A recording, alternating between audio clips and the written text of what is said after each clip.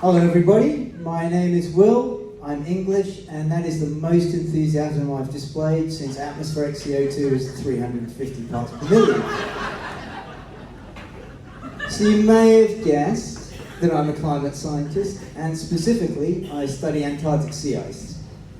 And the first thing anybody outside of Hobart asks when you say you're an Antarctic scientist is, how often do you go to Antarctica? Because they think this is what my job looks like. It's not. This is what my job looks like.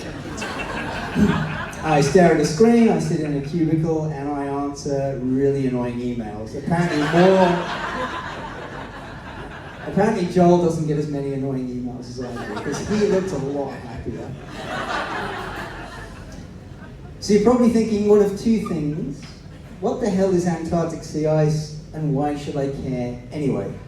Well, in answer to the first question, what is sea ice? Now, I'm sure that you've all seen spectacular photos like this of Antarctica, showing these magnificent, glorious ice formations. Beautiful.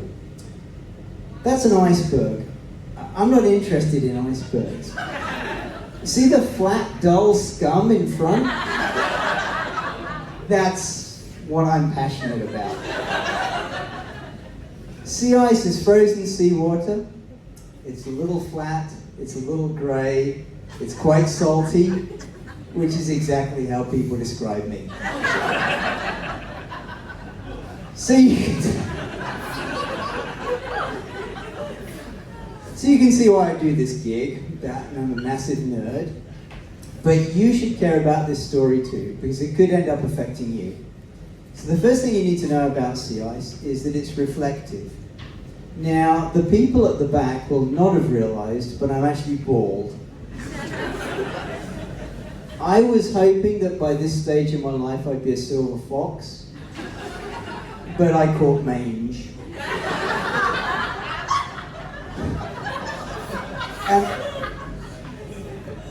And that means that in the summer, I have to wear a hat to keep the sun off my head. Now, if I was the Southern Ocean, sea ice would be my hat, protecting me from those scorching hot sun's rays. Less sea ice means the ocean around Antarctica gets warmer, and since it's the ocean that drives ice sheet loss and sea level rise, that's a problem for anyone with an interest in waterfront property. Say 700 million of your tax dollars.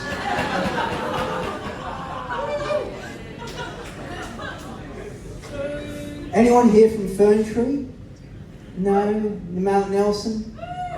Right, you don't give a shit about sea level rise because you only care about bushfires.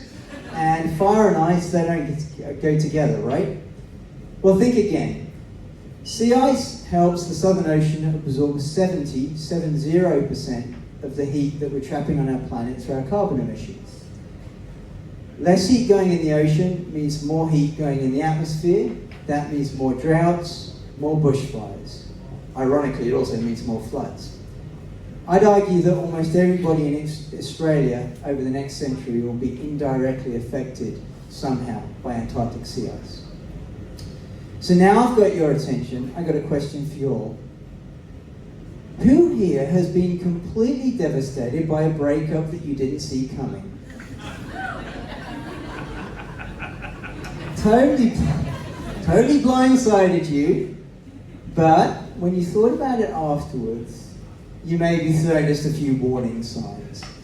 Things have been getting a bit emotionally volatile. Maybe you've been prone to holding grudges or sulks. There was the time she slashed your bike tires because you spend all your time mountain biking. Yeah, some red flags, perhaps. So this is a very similar story, but instead of about a relationship collapse, it's about sea ice collapse. So basically, from the late 1970s, the planet has been unequivocally getting warmer because of our greenhouse gas emissions. But Antarctic sea ice has been strangely resilient, at least until recently. Now, Arctic sea ice was in real trouble, but if anything, in Antarctica it was increasing.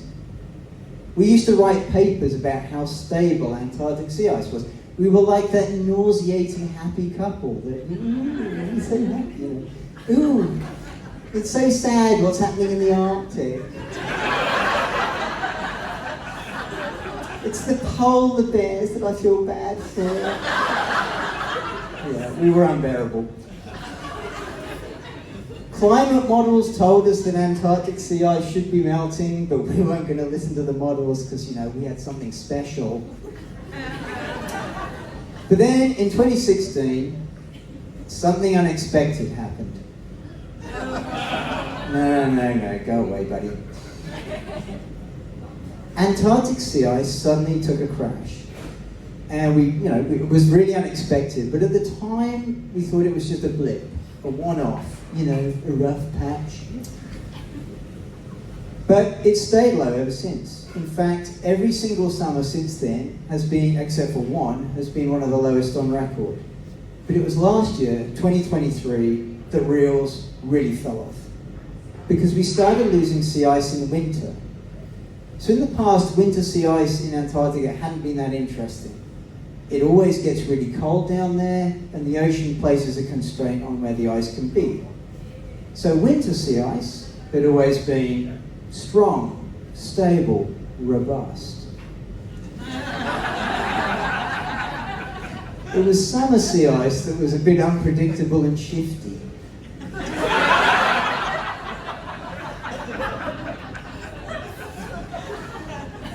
So when we start,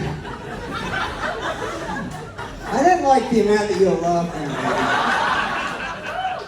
You've done really well here. Thank you.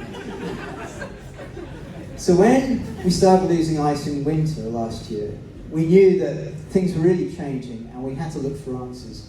And one of the things our team in Hobart did was look back through the observational record, as you might do after a breakup, to see if there are any red flags, any warning signs. And you know what? We found warning signs back as far as 2006. And we were clearly kidding ourselves for a while.